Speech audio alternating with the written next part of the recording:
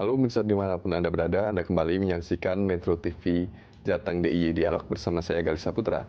Dan selama 30 menit ke depan, kami akan mengajak Anda untuk menyimak dialog bersama DPRD Kota Surakarta dengan tema DPRD dalam masa transisi dilema antara kewajiban dan keterbatasan waktu.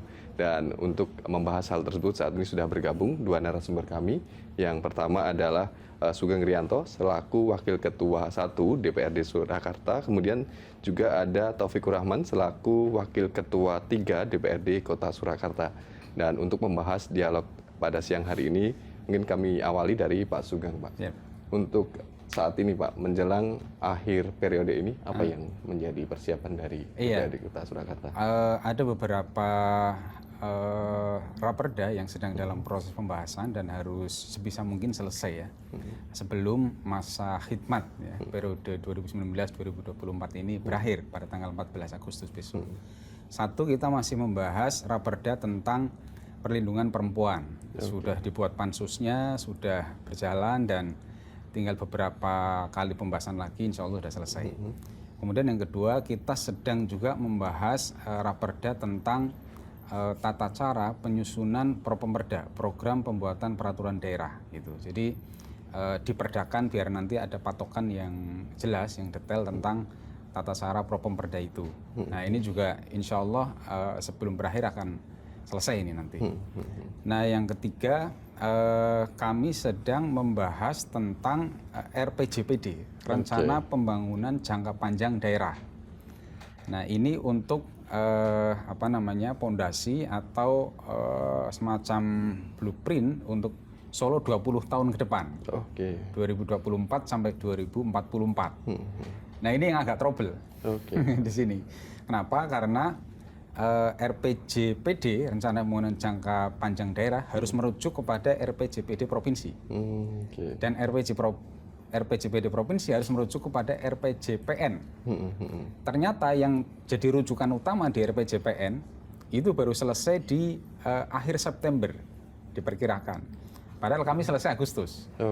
Nah artinya berarti di perda yang ketiga ini di RPJPD sangat mungkin nanti sampai periode ini berakhir belum selesai. Mungkin akan nanti ada pansus baru di periode yang akan datang. Nah kami fokus itu. Hari ini kami ketambahan lagi ada satu pembahasan yang harus sudah selesai sebelum nanti transisi berikutnya. Pembahasan KUPA PPAS, Kebijakan Umum Perubahan APBD ya, 2024 ya. Kemudian setelah itu selesai baru dibahas APBD Perubahan 2024. Ini masih ada beberapa agenda ini yang harus bisa mungkin selesai sebelum masa bakti yang baru nanti 2024 sampai 2029. Kalau dari Pak Taufikur Rahman, Pak, sejauh ini seperti apa, Pak, yang menjadi target sebelum periode ini berakhir, Pak? Iya, makasih. Kalau yang menjadi target apa yang disampaikan Pak Sugeng tadi selesai semua kan gitu. Selesai semua, harapannya kita seperti itu. Lah termasuk yang tadi yang jadi problem ini yang RPJPD ini kan perintahnya Mendagri ini harus dilaksanakan gitu. Harus dibuatkan perdanya, harus selesai padahal awal Agustus, akhir September awal Agustus. Tetapi kenyataannya tidak mungkin bisa. Karena setelah kita ke Jakarta kita melihat bahwa di bagian legislasi Jakarta, DPR RI, di sana mengatakan bahwa ini mulai aja belum, baru masuk gitu. Padahal ini kita harus berpatokan pada RPJN, RPJ Provinsi, kan itu. Ini seperti itu. Jadi RPJ Provinsi pun ya orang mungkin, karena menunggu dari itu problem. Yang kedua kaitannya dengan tadi yang baru masuk tadi yang disampaikan oleh Pak Sugeng, kaitannya dengan KUA PPAS dan KUPA PPAS. Tadi kan sudah disampaikan oleh Pak Wali nota penjelasannya. KUA itu kaitannya dengan APBD murni 2025. KUPA itu kaitannya dengan APBD perubahan 2024.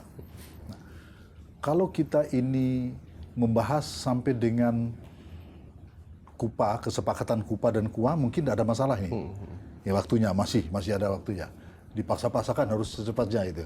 Tetapi untuk sampai kepada perdanya, perda APBD perubahan, apalagi APBD 2025, murni 2025, ini kayaknya waktunya yang sangat-sangat kurang, kayak gitu. Ya, oke Pak. Soal anggaran ini dan RPG PD itu memang dinamikanya cukup menarik ya Pak. Iya.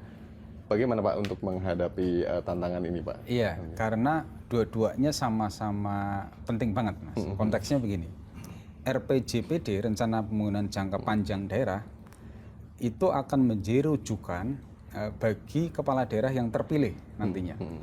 Kita pilkada 27 November, ya kan?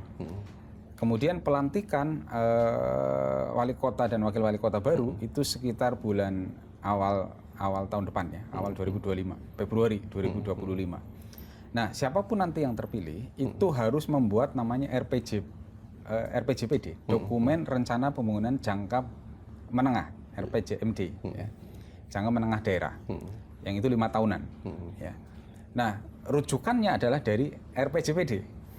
Artinya RPJPD mestinya jadi dulu dong, baru nanti kepala daerah membuat RPJMD yang rujukannya adalah RPJPD. Nah, sehingga kita berpacu dengan waktu untuk nanti RPJPD ini kalau tidak selesai dan kemungkinannya limit banget, kecil banget bisa selesai di periode ini, maka periode yang baru besok sebelum awal tahun, artinya sebelum masa berakhir tahun 2024 ini harus sudah bisa menyelesaikan perda tentang RPJPD. Nah itu karena saking pentingnya akan jadi rujukan di situ. Nah dia kan harus merujuk nih ke tahun depan ya. Nah ini nggak ada, sehingga bagaimana waktu yang limit di masa bakti yang baru nanti sampai dengan bulan Desember maksimal itu harus sudah bisa menyelesaikan RPJPD. Ya. Itu pertama. Yang kedua, kalau kaitannya dengan APBD perubahan, ya dikalkulasi masih mungkin sebenarnya, masih mungkin. Nah, sisa waktu 15 hari kisaran itu harus bisa menyelesaikan untuk pembahasan APBD perubahan. Nah, APBD perubahan ini dengan 15 hari itu ya nanti tadi kerja siang malam kata Pak. Jadi lembur-lembur lah gitu ya. Sampai semaksimal mungkin sehingga nanti bisa selesai semuanya. Oke Pak. Nanti akan kita bahas lagi soal RPJPD ini dan menarik juga karena berhubungan dengan wajah Kota Solo 20 tahun ke depan. Namun nanti akan kita bahas lagi setelah jeda yang satu ini. Pemirsa tetap bersama kami di Metro TV.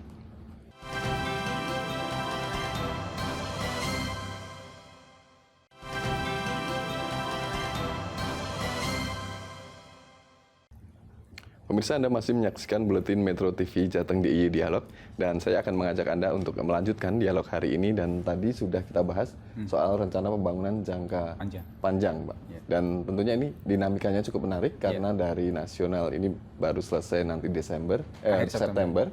Tapi dari daerah ini dituntut untuk selesai pada bulan Agustus. Nah ini menyiasatinya seperti apa Pak ini nanti?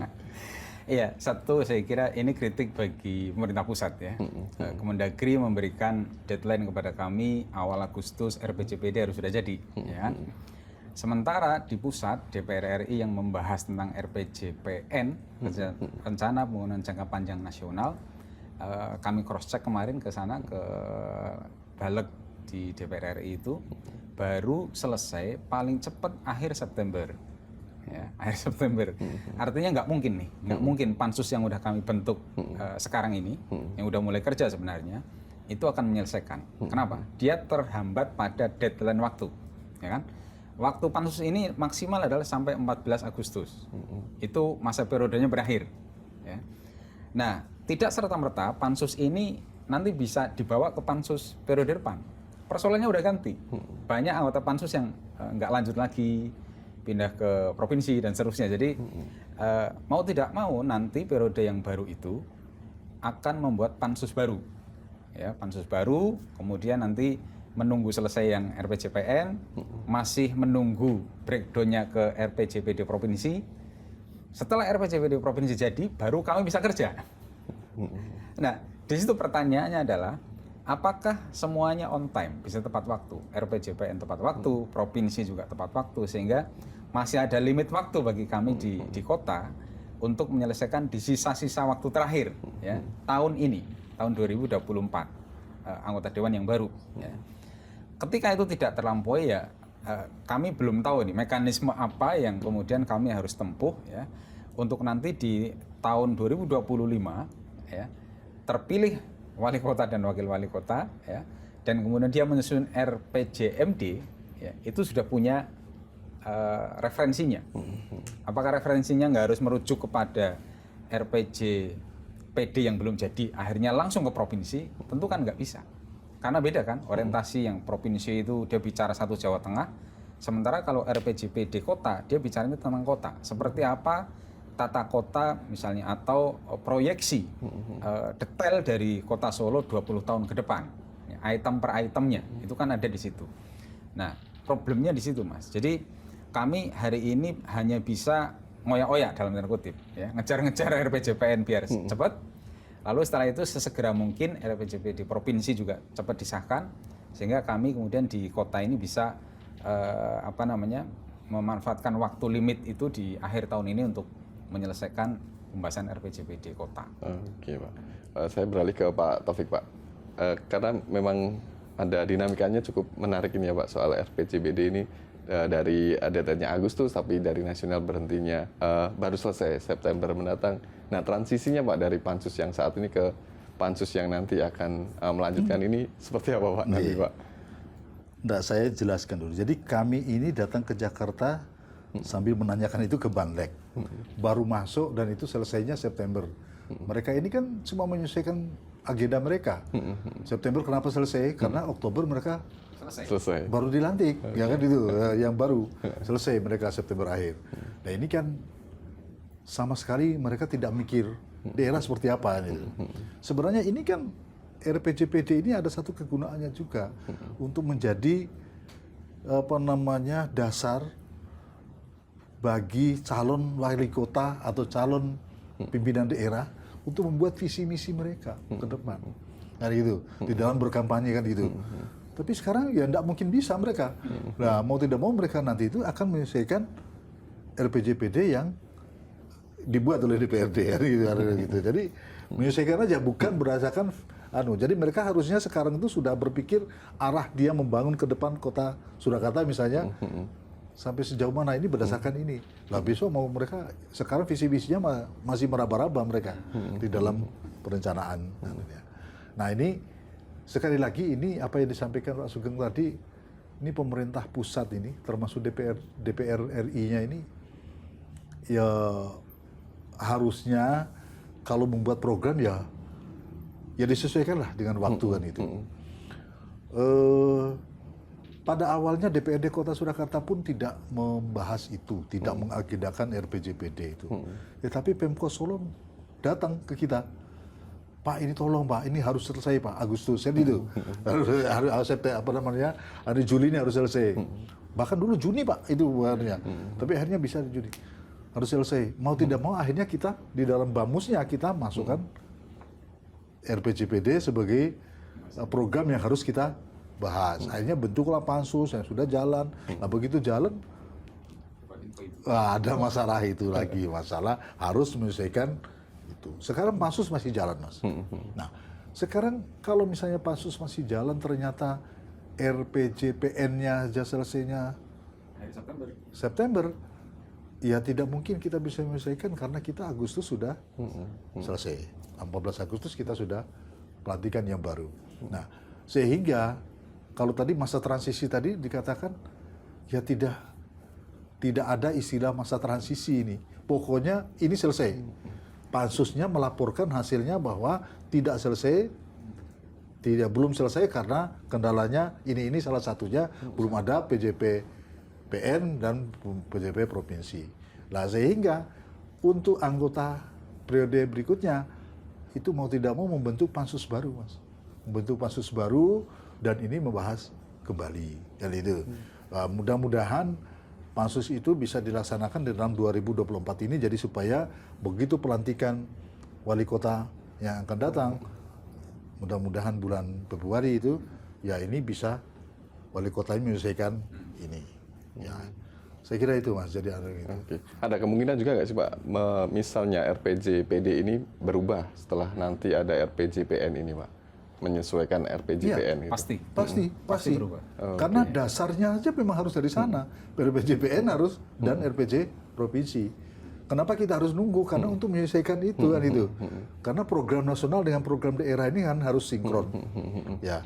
Nah, jadi ya pasti banyak berubahnya kalau memang tidak sama memang dengan rancangan yang ada sekarang kan itu.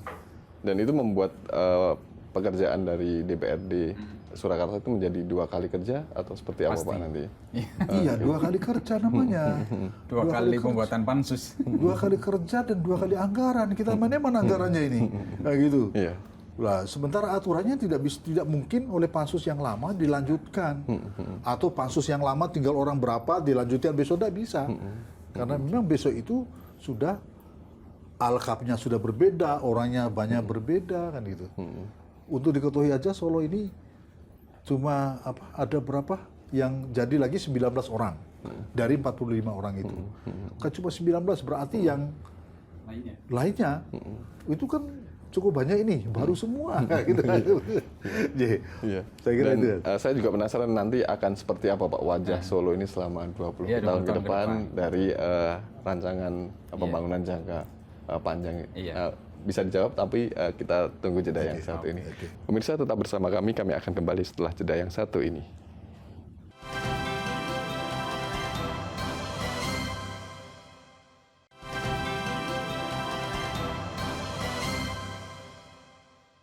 Pemirsa, Anda masih menyaksikan Buletin Metro TV Jateng DIY Dialog dan masih membahas soal rencana pembangunan jangka panjang di Kota Surakarta. Dan saya tergelitik Pak, tadi RPJPD ini memang untuk pembangunan jangka panjang selama 20 tahun ke depan. Nah, kalau dari Bapak, seperti apa Pak wajah Kota Solo ini 20 tahun ke depan? Mungkin dari pemirsa juga penasaran Pak. Iya. Mestinya begini Mas, jadi namanya pembangunan ini kan mesti berkesinambungan ya. Ya. Ada capaian 20 tahun yang titik finishnya adalah tahun 2024. Semua item di situ kan sudah kelihatan nanti. Misalnya dari sisi APBD tercapai atau enggak sih misalnya. Dari sisi pendapatan asli daerah tercapai atau enggak sih misalnya. Dari sisi pemerataan pembangunan tercapai atau enggak sih misalnya. Dari sisi penanggulangan kemiskinan atau penanggulangan pengangguran misalnya, itu capaiannya kayak apa gitu. Nah, artinya sampai titik akhir 2024 ini seperti apa, kan untuk dilanjutkan di 20 tahun yang akan datang, termasuk tata kotanya mau bagaimana dan seterusnya. Nah, secara akademik ya, sebelum pansus RPJPD ini dibentuk, sebenarnya sudah ada kajian tentang seperti apa 20 tahun ke depan Solo gitu. Nah, tapi yang pasti adalah bahwa kalau Solo ini komitmen pada konsep kota budaya, mestinya akarnya adalah itu, Mas. Ya kan? Semaju apapun Solo harus ada item-item yang baku, yang ajek gitu katakan. Harus ada namanya Solo ajek katakan begitu. Sehingga di tengah kemajuan ilmu pengetahuan, teknologi, IT segala macam itu ada hal-hal yang genuine, yang orisinal punya Solo itu tetap terjaga. Nah, menjaga itu di tengah dinamika perkembangan zaman yang terus dan semakin kuat itu, ini saya kira PR Solo ke depan di situ. Dan itu sudah dituangkan di dalam naskah akademik penyusunan raperda tentang RPJPD. Nah, tapi detailnya tentu nanti yang akan membuat dokumen detailing per 5 tahunan adalah wali kota terpilih. Wali kota terpilih setelah dia dilantik, ada masa maksimal 6 bulan harus dia sudah membuat dokumen resmi RPJMD selama 5 tahun. Jadi ada 20 tahun, dia breakdown di 5 tahun pertama. Nah, harus merujuk nih ke sana. Ya. Maka 5 tahun pertama ini targetnya harus tercapai dan visi misinya harus menyesuaikan dengan itu semuanya. Jadi ini terkait banyak hal, kompleksitas Solo dan Solo sebagai kota budaya, ya, ini harus terus dijaga dan bagaimana tetap konsen pada isu budaya, tetapi pembangunan dan akselerasi kemakmuran, kesejahteraan masyarakatnya tetap bisa dilakukan. Saya kira poin besarnya itu, Mas. Oke. Kalau dari Pak Taufik, Pak, mungkin ada yang perlu ditekankan untuk RPJMD ya, yang nanti akan disiapkan PJPD, oleh wali kota, dan tadi juga ada poin yang harus dijaga dari konsep Solo Kota Budaya ini mungkin, Pak. Yeah. Saya malah lebih cenderung ke masalah-masalah yang faktual ya, misalnya budaya misalnya. Solo sebagai kota budaya. Gitu. Jadi budaya ini benar-benar harus dikembangkan. Dua keraton kita yang ada di Surakarta ini harus kita sama-sama kita bangkitkan, supaya budaya kota Surakarta yang adiluhung itu ya benar-benar harus dipunyai oleh masyarakat. Ya Nyun Sewu sekarang kita melihat bahwa anak-anak itu bahasa Jawa aja udah bisa sekarang kayak gitu. Jadi gimana caranya supaya budaya ini kita tingkatkan, termasuk bahasanya, tata keramanya kan gitu. Jadi harus seperti itu. Saling pengertiannya, ini budaya kota Surakarta yang adiluhung ini benar-benar harus kita terapkan. Ini yang ke-20 tahun yang akan datang. Supaya mencapai Indonesia masyarakat kota Surakarta wajah Indonesia emas ya. Kayak gitu. Jadi orang jual ikan ya ikan, sayur ya biasa. Jadi jangan sampai kalah dengan mal-mal yang jual sayur dan sebagainya itu. Olahraga pun demikian. Ini kan kota Solo ini kan kota budaya, kota ya pendidikan, kota perdagangan, kota olahraga. Ya pendidikan juga sudah cukup maju, kampus-kampus juga bagus itu ya. Nah yang terakhir ini yang saya berharap banget dari segi pemerintah kota, APBD kita, PAD kita ini kan sekarang kurang lebih 750 miliar. Ya, 20 tahun ke depan ya harusnya berlipat 2 kali. Kayak gitu. Lah supaya kesejahteraan itu bisa jadi arahnya PAD ini kalau bisa masuk semua sampai 2 kali lipat, itu berarti kemiskinan insya Allah bisa kita tekan. Ini kemiskinan ini benar. Kemiskinan Solo itu kalau dikatakan malu menurut angka tinggal berapa persen? Realitanya saya melihat itu masih cukup banyak, Mas. Kita masuk ke sana. Jadi wali kota ke depan ini tantangannya harus merampungkan ini kemiskinan ini. Kemiskinan ini. Ini saya sekali lagi menghimbau kepada pemerintah pusat, terutama Kementerian Dalam Negeri yang membawahi DPRD dan pemerintah kota ini, pemerintah kabupaten kota ini terus-terus melihat regulasi yang jelas untuk mengarahkan supaya tidak terjadi ketimbangan seperti ini. Baik, Pak. Ya, dan makasih. mungkin Pak terakhir ada sedikit penutup dari Pak Sugeng. Jadi di masa transisi ini, Mas, prinsipnya ya kami ingin semaksimal mungkin bekerja untuk menyelesaikan apa yang bisa diselesaikan. Ya, targetnya tadi, 1, RPJPD sudah kayaknya nonsen deh. Kami bakal lempar handuk kayaknya, karena nggak mungkin ya. Di atasnya belum kok gitu. Yang kedua, KUAP PPAS perubahan kami akan selesaikan, dan APBD perubahan kami akan selesaikan sampai dengan masa periode ini berakhir. Nah, setelah itu nanti yang APBD murni dibahas di Dewan yang baru. Saya kalau itu artinya pemerintah kota sudah bisa berjalan, tinggal nanti untuk visi misi wali kota dan sebagainya kita akan konsultasikan ke Kementerian Dalam Negeri dalam hal ini. Saya kira itu, Mas. Baik, Pak. Terima kasih, Pak. Dan itu tadi pemirsa wawancara kami bersama DPRD Kota Surakarta, dan memang saat ini ada banyak sekali yang sedang dikerjakan menuju akhir periode untuk tahun ini, dan kami berharap juga nanti transisi dari proses pergantian ini juga berjalan baik, dan tentunya kami juga berharap wajah Kota Solo 20 tahun ke depan ini juga bisa menjadi lebih baik. Demikian dialog hari ini, saya Galih Saputra pamit undur diri. Sampai jumpa lagi.